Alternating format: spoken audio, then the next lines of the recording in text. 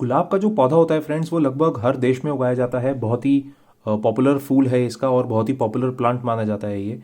और इसको उगाना उतना ही आसान होता है अगर आपको सही तरीके से इसको उगाना आता है। तो इस वीडियो में हम कुछ बात करेंगे ऐसी केयर टिप्स के बारे में जिससे आपका गुलाब का पौधा है वो बहुत अच्छे से हेल्दी ग्रोथ करेगा और आप उसको बहुत अच्छी तरीके से फ्लावरिंग के लिए रेडी कर सकते हैं। तो चलिए शुरू करते हैं फ्रेंड्स। मेरा नाम अक्षय है और मैं आप सब लोगों का the right gardening YouTube channel में स्वागत करता हूँ। सबसे पहले मैं आपको बताता हूँ फ्रेंड्स कि इस पौधे को मैंने कैसे ग्रो किया था। मेरे पास एक पुराना रोज प्लांट था, उसकी मैंने कटिंग लेके डायरेक्टली इस 8 इंच के मिट्टी के गमले में जो पॉटिंग मिक्स मैं तैयार करता हूँ उसमें वो कटिंग लगा दी थी और धीरे धीरे ये प्लांट ग्रो हो गया है और अब ये फ्लावरिंग करना भी शुरू हो चुका है। ये देखिए कितना सुंदर कलर आता है इसके फूल पे। बहुत सारे तरीके होते हैं रोज़ को प्रोपोगेट करने के। आप इसको सीड से भी प्रोपोगेट कर सकते हैं, कटिंग से भी कर सकते हैं जैसे कि मैंने किया है इस पौधे को, और ग्राफ्टिंग से भी कर सकते हैं। ग्राफ्टिंग से कैसे किया जाता है उसके ऊपर मैं एक वीडियो बनाऊंगा जिसमें आपको सिखाऊंगा कि ग्राफ्ट कैसे लगाया जाता है और अलग अलग वेराइटीज़ को मिक्स करके किस तरीके से एक डिफरेंट कलर वाला फूल आप प्रिपेयर कर सकते हैं। तो चलिए सबसे पहले मैं आपको बताता हूँ फ्रेंड्स कि इसका जो पॉटिंग मिक्स है वो कैसा होना चाहिए और इसकी मिट्टी कैसी होनी चाहिए जो गुलाब का पौधा जो है प्रेफर करता है। इसका जो पॉटिंग मिक्स होता है 50% आप गार्डन सॉइल ले लीजिए, कोई भी लैंडस्केप की मिट्टी ले लीजिए। उसमें 30% आप कोई भी ऑर्गेनिक फर्टिलाइजर मिला लीजिए उसको पोरस करने के लिए और उसको और ड्रेनेज इंप्रूव करने के लिए। आप उसमें 40% फर्टिलाइजर भी मिला सकते हैं। बाकी जो 10% बचता है उसमें 5% बोन मील और 5% नीम की खली भी आप मिला सकते हैं। इस सारे पॉटिंग मिक्स को, इस सारे इंग्रेडिएंट्स को अच्छे से मिक्स करके आप अपने मनचाहे गमले में लगा सकते हैं। वैसे मैं आपको रेकमेंड करूंगा कि मिट्टी का गमला, क्योंकि जो गुलाब का पौधा होता है उसकी मिट्टी को एरेशन बहुत पसंद होती है और जो मिट्टी के गमले होते हैं उनमें नेचुरल एरेशन होती है क्योंकि उसमें बहुत छोटे छोटे पोर्स होते हैं। तो जड़ों को एक सांस लेने की जगह मिल जाती है, एयर इन एंड आउट होती रहती है। और अगर आप बिल्कुल क्लेई मिट्टी में अपने गुलाब के पौधे को लगा देंगे जो बिल्कुल पोरस नहीं है और वेल ड्रेन नहीं है, तो धीरे धीरे आपका पौधा जो है वो मर जाएगा और ग्रोथ बिल्कुल भी नहीं करेगा। तो आप ये मेक श्योर करिए कि आपका जो गुलाब के पौधे की मिट्टी है जिसमें आप उसको ग्रो कर रहे हैं वो बहुत पोरस है, वेल ड्रेन्ड है और ऑर्गेनिक मैटर से बहुत रिच है। ऑर्गेनिक मैटर अगर आप बढ़ाना चाहते हैं तो और फर्टिलाइजर आप उसमें डाल सकते हैं।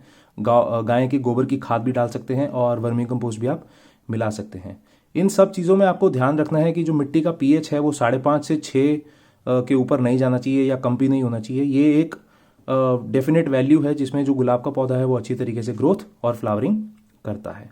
अब हमने मिट्टी तैयार कर ली है फ्रेंड्स। अब अपने इसको ऐसी लोकेशन पे रखना है जहाँ पे कम से कम 4 से 5 घंटे की इसको डायरेक्ट धूप मिले। ये धूप, मैं सर्दियों की धूप की बात कर रहा हूँ। गर्मियों में अगर इतनी तेज़ धूप में इतनी देर तक आप अपने गुलाब के पौधे को रखेंगे तो हो सकता है इसकी जो पत्तियां हैं वो झुलसनी शुरू हो जाए और इसकी ग्रोथ पे उल्टा असर पड़ना शुरू हो जाएगा। ये वाली जो वैरायटी है ये सर्दियों में अच्छी तरीके से ग्रोथ करती है, तो इसको मैंने ऐसी लोकेशन पे रखा हुआ है जहाँ पे 4 से 5 घंटे की डायरेक्ट धूप इस पे पड़ती है, तभी ये नई नई स्टेम्स भी निकाल रहा है और फ्लावरिंग भी कर रहा है।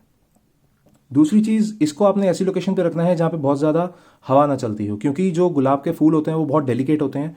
इनकी जो पेटल्स हैं वो बहुत आसानी से गिर जाती हैं और अगर तेज़ हवा चलती रहेगी तो इसकी जो पेटल्स हैं वो नीचे गिर जाएंगी, प्लस अच्छी तरीके से इसकी जो स्टेम की ग्रोथ है वो नहीं हो पाएगी। तो बहुत ही एयरी जगह पे अगर अपने गुलाब के पौधे को रखा है तो वो अच्छी तरीके से ग्रोथ नहीं कर पाता।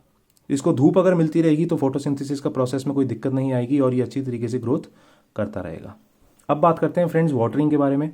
ये आप जो मिट्टी देख रहे हैं ये इतनी सॉगी इसलिए है क्योंकि आज सुबह बारिश हुई थी काफ़ी तेज़, तो इस वजह से ये मिट्टी इतनी गीली है। जनरली आपको इतनी मिट्टी गीली नहीं रखनी है और ये मिट्टी कम गीली है वैसे अगर देखा जाए तो, क्योंकि मैंने इसमें बहुत ज़्यादा ऑर्गेनिक मैटर डाला हुआ है, बहुत ज़्यादा खाद मिलाई हुई है, जिसकी वजह से इस मिट्टी की जो ड्रेनेज है वो काफ़ी अच्छी है। तो सारा का सारा जो एक्सेस वाटर है वो ऑलरेडी ड्रेन हो चुका है। तो आपने इसको ना कभी भी अंडर वाटरिंग करनी है और ना ही ओवर वाटरिंग करनी है।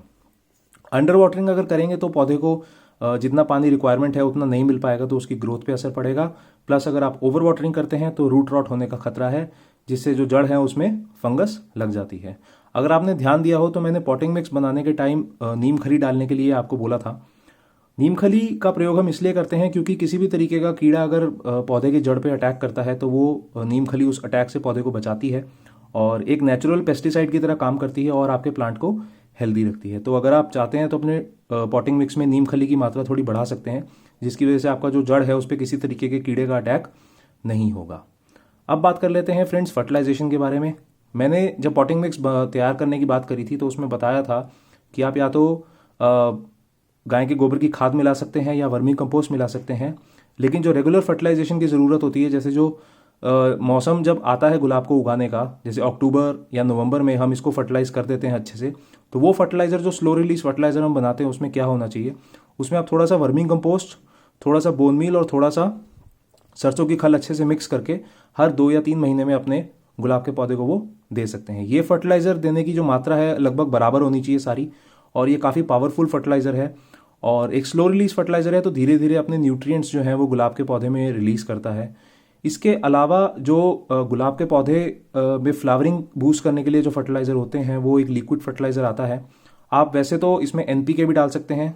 एनपीके डालने का क्या मात्रा होती है, वो आपने 1 चम्मच एनपीके लेना है और उसको 1 लीटर में अच्छे से डाइल्यूट कर देना है, और हर 15 से 20 दिन में आप उस एनपीके का जो लिक्विड है वो 100 से 150 ml अपने पौधे पे डायरेक्टली या तो सॉइल में अप्लाई कर सकते हैं या ऊपर स्प्रे भी कर सकते हैं। अगर आप एनपीके जो केमिकल फर्टिलाइज़र है वो इस्तेमाल नहीं करना चाहते, आप एक ऑर्गेनिक फर्टिलाइज़र इस्तेमाल करना चाहते हैं, तो एक सीवीड फर्टिलाइज़र आता है, आपको ऑनलाइन या किसी भी प्लांट नर्सरी से आराम से मिल जाएगा।